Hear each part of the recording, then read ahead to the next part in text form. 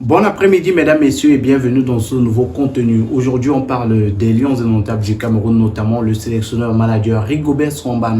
À quelques jours seulement de la fin de son contrat, on se demande si le contrat à la tête des Lions indomptables sera renouvelé ou pas. Et on en parle cet après-midi avec notre consultant Yannick Renaud. Bonsoir Yannick Renaud.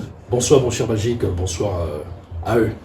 Voilà, à tous nos abonnés qui nous regardent, c'est l'occasion de vous inviter à vous abonner si vous êtes nouveau et surtout n'hésitez pas tout au long de la vidéo de donner vos avis en commentaire. On parle aujourd'hui de Rigobert Song qui dans quelques jours aura passé 2 années à la tête de la sélection nationale du Cameroun. C'est quoi le bilan de Rigobert Song à la tête de cette équipe-là, lui qui a succédé à Antonio Conceição? Le bilan de Rigobert Song, Bardak, en chiffres, ça donne ceci. 23 matchs déjà disputés avec les Lions du Cameroun. On parle de 6 victoires seulement, c'est-à-dire avant la compétition, avant la CAN, on était à 5 victoires. Il y a donc eu cette victoire face à la Gambie qui monte au total son bilan à 6 victoires. 8 matchs nuls et 9 défaites. 9 défaites, c'est un bilan plutôt, on va dire, mitigé. Si on veut utiliser un peu d'euphémisme, pour ne pas peut-être être trop violent, être un peu dur avec Rigobert Song, c'est un bilan pas très élogieux à la tête des Lions des indomptables du Cameroun, avec notamment 28 buts encaissés, 26 buts seulement marqués. Voilà, un bilan également qui peut être expliqué avec notamment beaucoup de tâtonnements de Rigobert Song à la tête de cette équipe, parce que plusieurs fois on s'est rendu compte quand même qu'il y a beaucoup de modifications dans le jeu, dans le 11 entrant. On ne peut pas aujourd'hui, ou alors à ce moment, on ne pouvait pas déterminer quel était le véritable 11 entrant des Lions des indomptables du Cameroun. On ne pouvait pas déterminer quelle était la défense type des Lions du Cameroun, ce qui pouvait également traduire, je veux dire, cette instabilité au niveau de la défense peut également expliquer la quantité, le taux de buts que nous avons encaissés. Et quand on parle de buts encaissés, les buts encaissés contribuent pas à la victoire, mais à la défaite ou à des matchs nuls. On se rappelle quand même, on peut relever quelques matchs où par exemple le Cameroun aurait pu s'en sortir, aurait pu tirer son épingle du jeu, mais on a quand même pris beaucoup de buts face à la Serbie. On se rappelle que le Cameroun avait commencé par être mené, le Cameroun avait égalisé, le Cameroun... ah ben oui, c'était plutôt l'inverse. Mais à un moment donné, le Cameroun menait au score et s'est fait rejoindre par la Serbie. On a fini le match à 3 buts partout à la Coupe du Monde. On peut relever le match face à la Gambie. C'est un match que nous avons commencé par mener 1-0. On s'est fait rejoindre au score. On a été dépassé par la Gambie. 2-1. Heureusement, en fin de match, égalisation, 2 buts partout. Et puis, ce but de Christopher Wo qui scelle le sort de la Gambie. Là, c'est à la dernière CAN. À la dernière CAN, évidemment. Donc, il y a des matchs comme ça où on encaisse des buts alors qu'on aurait pu les éviter. Pour aller loin, il faut avoir une bonne défense et surtout il faut avoir une défense stable, une défense solide, une défense rodée, une défense où des défenseurs se travaillent ensemble pendant longtemps. Il y a une sorte d'homogénéité qu'il faut. Il faut avoir de la régularité pour des automatismes également. Sinon, écoutez, on peut faire le parallèle par exemple avec l'équipe du Nigeria que nous avons affronté, où on n'a pas pu cadrer le moindre tir, il faut le dire aux abonnés. Le Cameroun face au Nigeria n'a pas pu cadrer le moindre tir.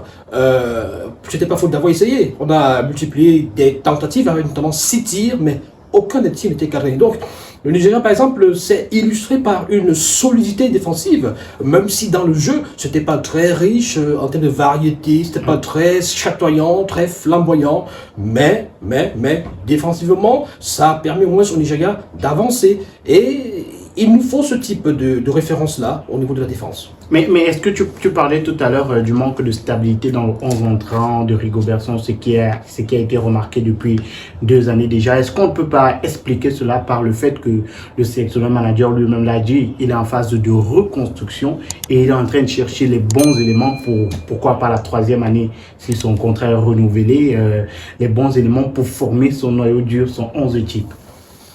Reconstruction, c'est un alibi. Moi, j'ai envie de dire, c'est un alibi que Rigobert Song nous sort avec son staff et même au niveau de la fédération pour justifier. Écoutez, en 2 années, même si on est dans une reconstruction, au bout de 2 années, on a quand même déjà quelque chose de palpable, on a quelque chose de visible, on a une ossature. on ne peut pas parler de reconstruction et réclamer des résultats, de réclamer de gagner la Coupe d'Afrique par exemple, réclamer d'aller gagner la Coupe du Monde. On se rappelle que pour le Qatar 2022, le président de la fédération avait clairement indiqué que l'objectif était d'aller remporter la Coupe. Et d'ailleurs, il parlait de 7 matchs qu'on avait à jouer du côté du Qatar. À ce moment, on ne parlait pas de reconstruction parce que les fédérations sérieuses à travers le monde, quand on cherche la reconstruction, on se donne les moyens de reconstruire. C'est-à-dire que on va par exemple faire opérer une sorte de rupture avec certains types de joueurs appartenant déjà peut-être au passé, qui ont déjà fait leur preuve, ou alors ce sera peut-être en douceur, une transition tout en douceur, mais on va beaucoup également convoquer des nouveaux joueurs et bâtir une toute autre équipe, un tout autre visage d'une autre équipe. Donc on ne parle pas de reconstruction et reprendre, récupérer les mêmes joueurs, juste doser quelques 2-3 nouveaux, et puis parler de reconstruction. La reconstruction également, au bout d'un certain temps, ça se voit en termes de jeu, en termes de philosophie de jeu, et aussi en termes de stratégie de jeu, et dans la politique également qu'on met en place. On voit la reconstruction se dessiner, mais avec Rigobert Song, on n'a pas vu cette reconstruction-là. Et surtout que je rappelle que l'objectif était de gagner. Quand on veut reconstruire, on n'exige pas au coach. Et là, à ce niveau, je peux peut-être défendre la cause de Rigobert Song, parce que si effectivement on lui a demandé de reconstruire, on ne peut pas lui demander de gagner. C'est-à-dire que parce qu'on sait pertinemment que quand on reconstruit, c'est avec des nouveaux joueurs, avec de nouveaux visages, c'est un sang neuf, c'est une nouvelle donne, une nouvelle ère. Et ça prend du temps. Ça prend du temps. Donc si on était sur la logique de reconstruction, il aurait fallu que dès le début, qu'on précise voilà, à Rigobert Song. Alors, je sais pas, j'ai pas le contenu exact de son cahier de charge, mais je pense que c'était pour faire mieux que Conceição. On va y revenir peut-être. Ouais. C'était pour faire mieux que Conceição, parce qu'on avait été déçus des résultats, entre guillemets, de Conceição. Donc, du coup, Rigobert Song avait été nommé parce qu'il fallait faire mieux que Conceição, quitte à remporter la prochaine CAN, c'est-à-dire la nouvelle CAN qui s'est déroulée, la dernière CAN qui s'est déroulée en Côte d'Ivoire. À ce niveau, quand on parle de reconstruction, on ne peut pas attendre de quelqu'un qui est en train de reconstruire, de rebâtir, de gagner une CAN, de gagner une Coupe du Monde, parce que quand on reconstruit, on met tout à zéro et ça prend du temps. Et tu parlais tout à l'heure d'Antonio Conceição qui a été limogé par le Cameroun. D'ailleurs, l'a fait en instance et on nous annonçait il y a encore quelques semaines que le Cameroun ou alors la FIFA devra couper les frais qui devaient être envoyés au Cameroun pour leur participation à la Coupe du Monde pour payer cette somme-là à Antonio Conceição. La somme qui a été décidée par le tribunal arbitral de sport, parce qu'il faut le dire, le Cameroun avait fait appel auprès du tribunal arbitral du sport et a également été débouté de ce côté-là. Antonio Conceição qui a été viré après avoir gagné la 3e place à la Coupe d'Afrique des Nations 2021 qui s'est organisée au Cameroun. Si on suit la logique des résultats, peut-être Rigobert Song ne devrait pas être renouvelé ou il devait être viré depuis décembre. Tout simplement. Parce que si il faut être logique, hein, voilà, si on a viré Conceição parce qu'il avait des mauvais résultats au bout, on va dire, d'1 an et demi, 2 ans, on peut également se poser la question sur les réelles motivations d'un maintien de Rigobert Song à la tête des Lions, si effectivement la rumeur qu'il annonce comme étant maintenu à la tête des Lions se confirme. Parce que Antonio Conceição, c'était 24 matchs avec les Lions du Cameroun, c'était 14 victoires, c'était seulement 2 défaites et 8 matchs nuls. Donc, faites des calculs, c'est-à-dire que 24 matchs, il gagne 14 matchs, il perd 2 fois et il fait 8 matchs nuls. Tony Conceição, c'était une demi-finale de la Coupe d'Afrique des Nations, avec notamment la 3e place accrochée face au Burkina Faso. Après 7 tirs au but, parce qu'on se rappelle que le Burkina Faso menait par 3 buts à 1, avec une bourde de notre gardien notamment, voilà, on ne va pas y revenir. Et il y a eu cette entrée d'Aboubacar Vincent, précédée par Bahoken, qui avait quand même déjà commencé à faire des choses. Donc on a terminé le match à 3 buts partout. Et donc les prolongations et les tirs au but. À ce jeu, le Cameroun s'est imposé. Donc, peut-on dire que c'était un bilan forcément négatif? Est-ce que 3e place d'une compétition à 24, c'est forcément quelque chose de terrible, de négatif? C'était organisé au pays, peut-être les attentes étaient plus élevées que la 3e place. Oui, c'est pas tout le monde qui fait comme la Côte d'Ivoire. C'est pas tout le monde qui fait comme l'Égypte en 2006. C'est-à-dire que c'est pas parce qu'on organise qu'on va forcément gagner. C'est incroyable.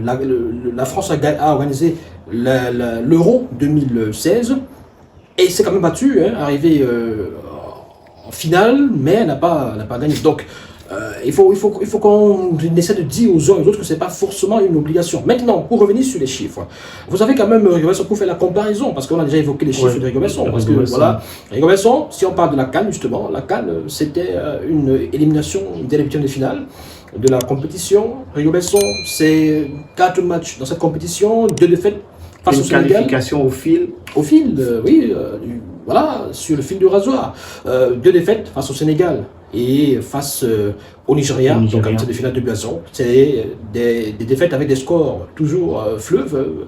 2-0 contre le Nigeria, 3-1 face au Sénégal. Bon, on a fait match nul avec la Guinée d'entrée de jeu, une Guinée qui était réduite à 10. Voilà, donc un but partout. On a fait on a gagné ce match face à la Gambie pour se qualifier pour le 8e sur le fil du rasoir. En fin de match, on était mené 2-1. Donc, ce qui fait pratiquement 5 buts marqués et 8 buts encaissés. C'est-à-dire que voilà le bilan de Rigo-Besson à la CAN dernière. 5 buts marqués, 8 buts encaissés. Donc, un chantier qui n'est pas encore achevé, celui de la défense. Donc, ce bilan, quand on ajoute au précédent match, ça donne donc un bilan de 28 buts. 28 buts encaissés, 26 buts marqués seulement, avec notamment donc 6 victoires seulement et voilà 9 défaites et c'est 8 matchs nuls. Donc on ne peut pas dire que Rigo-Besson au bout de 2 ans ait fait mieux qu'Antonio Conceição. Du coup, pour revenir à votre question, il faut être logique. Donc logiquement, si on a viré Conceição 3e à la CAN 2021 et qui a fait un meilleur bilan chiffré, c'est-à-dire qu'en termes de buts marqués et de buts encaissés, en termes de victoires, il a 14 victoires contre seulement 6 victoires sur pratiquement la même période, ou alors après le même nombre de matchs, pratiquement 24, 23 matchs, c'est pas la même chose. Donc, des buts encaissés, des nuls, et ils sont à égalité seulement au niveau des nuls, 8 matchs nuls chacun, mais en termes de victoires, 14 contre 6. Donc, logiquement, on devrait se débarrasser ou alors se séparer de Rigo-Besson et trouver un autre coach qui peut avoir des meilleurs résultats, qui peut peut-être renforcer cette équipe-là. Ou la reconstruire. Reconstruire, écoutez, on nous fait savoir que Rigo-Besson était déjà dans la reconstruction. Donc, peut-être poursuivre la reconstruction et parachever la reconstruction. C'est-à-dire qu'il est question de venir terminer, de venir boucler la boucle parce que on a une prochaine échéance, c'est la Coupe d'Afrique 2022-5 au Maroc.